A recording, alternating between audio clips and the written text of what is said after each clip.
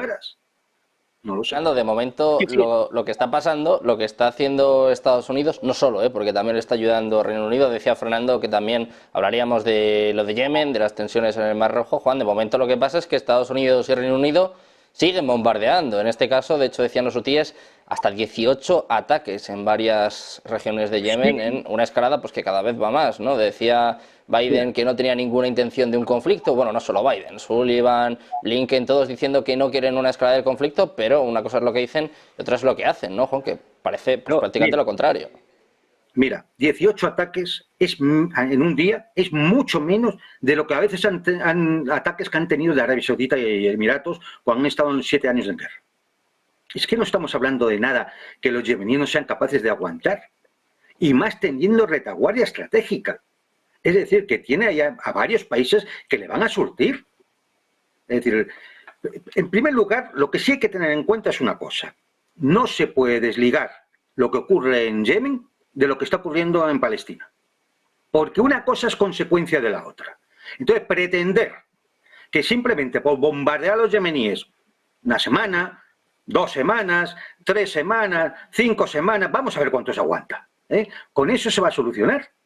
No, si no se soluciona el foco del conflicto, la raíz del conflicto, y esa está en Palestina, ¿por qué van a dejar los hutíes de hacer lo que están haciendo? Y si no son los hutíes, mañana serán los iraquíes, las fuerzas de defensa popular iraquí, que ya están atacando las bases norteamericanas en el norte de Siria, las bases norteamericanas en Irak. Bueno, bases de ocupación, porque sabemos que están ahí de forma ilegal, son fuerzas de ocupación. Y si no, será Hezbollah quien lanza los ataques, etcétera, etcétera. Igual que Malasia ha empezado a cortar el estrecho de Malaca a los barcos israelíes. Si es que esto, de verdad, lo que se llama escalada, todo el mundo piensa en la escalada en una gran guerra, una gran conflagración, y aquí se monta un carajal de muchísimo cuidado. No, estamos viendo la escalada con cuentagotas, la escalada en cámara lenta. Pero cada vez la situación va a ser más difícil precisamente para esas potencias occidentales que están ahí para ayudar a Israel, que al final es Estados Unidos, el Reino Unido y algún país europeo, y Israel. Es decir, la situación, es decir, todo lo que no pase ahora mismo por establecer un plan de paz que tenga como final la aplicación de la resolución 242 de Naciones Unidas, no ayudará a arreglar el conflicto. Fernando, ¿cómo lo ves tú? Os voy a dar una cosa, esto grabarlo bien, porque esto no ha sucedido nunca en Negocios TV, en mi caso, digo. Voy a estar de acuerdo con Biden. Atentos, atentos. Esto es, atentos, ¿eh? Biden dijo no hace mucho, cuando le preguntaron, dijo, pero los bombardeos estos que están haciendo ustedes contra los Houthis en Yemen sirven para algo, y dijo no. No. Y le preguntaron luego, ¿y van a seguir entonces haciéndolos? Dijo sí.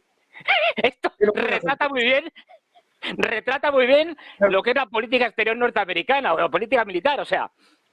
A ver, no pueden hacer otra cosa, Fernando. No pueden ya. Pero el desnorte, quiero decir, o sea, te metes en un lío que es el de intentar, entre comillas, de bloquear el estrecho de Bab el-Mandeb a base de bombardeos. Se sabe desde hace, bueno, tú lo sabes mejor que yo, es decir, que no se ganan las guerras bombardeando aviación, que si no metes un ejército de tierra después, no hay tu tía, es imposible. Entonces, bueno, esto es paripé.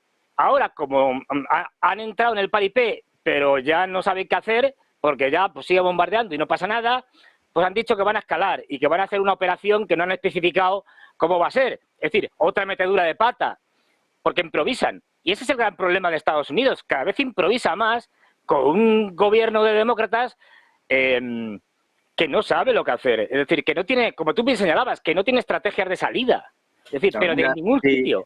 Es que escalar la situación, si Estados Unidos ahora y sus aliados escalan la situación, lo que se va a provocar es una situación todavía mucho más delicada, que va a afectar, por supuesto, a la economía mundial, va a afectar a la situación geopolítica y va a afectar a los procesos electorales en Estados Unidos. Es que, es decir, es que tiene muy mal la salida el escalar. El escalar, además, ¿hacia dónde? ¿Cuál es el objetivo? ¿Ocupar Yemen?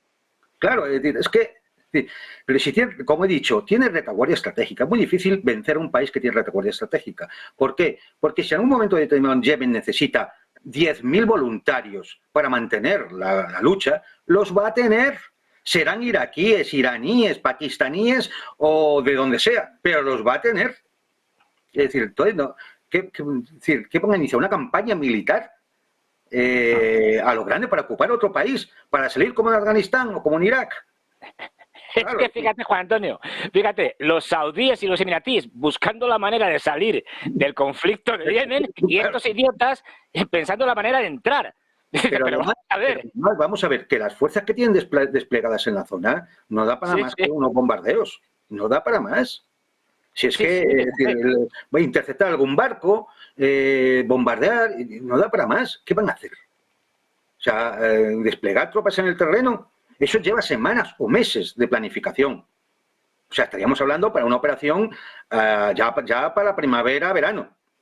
Y mientras tanto, la guerra sigue. Es decir, es que yo sinceramente no lo veo. No hay racionalidad ninguna en todo esto y obedece una vez más lo que tú dices a la improvisación en el fondo es una señal de debilidad terrible la que está dando Estados Unidos y sus aliados.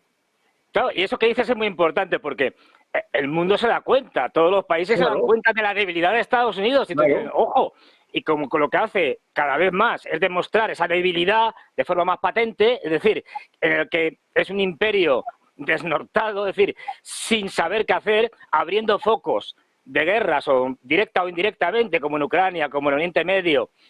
Ya solo le falta abrir el de China para liarla. del todo. A ver, que lo pueden hacer, ¿eh? Porque de esta gente se puede esperar cualquier cosa. El problema es que no estamos con actores racionales que analizan sus intereses particulares, egoístas, es decir, bueno, con esa gente uno se puede entender y los puede entender lo que hacen, pero con actores irracionales como la señora Nuland, es decir, que son ideólogos enloquecidos, por ejemplo, pues no se puede esperar nada. Es decir, pues bueno, se puede esperar cualquier cosa, mejor dicho. Es decir, se puede esperar cualquier cosa. Entonces, claro, ante eso, de ahí la peligrosidad de Estados Unidos como imperio en decadencia, como imperio en proceso de desintegración, que puede hacer cualquier cosa a la desesperada. Y ese es el problema en el que estamos sumidos todos. Toda la humanidad, ¿eh? Esto no es cosa de Yemen, de Ucrania, de Palestina, no, toda la humanidad, porque no sabemos por dónde puede salir. Y en el marco de unas elecciones generales a cara de perro, para elegir presidente. Es decir, donde también pueden hacer cualquier tipo de cosa.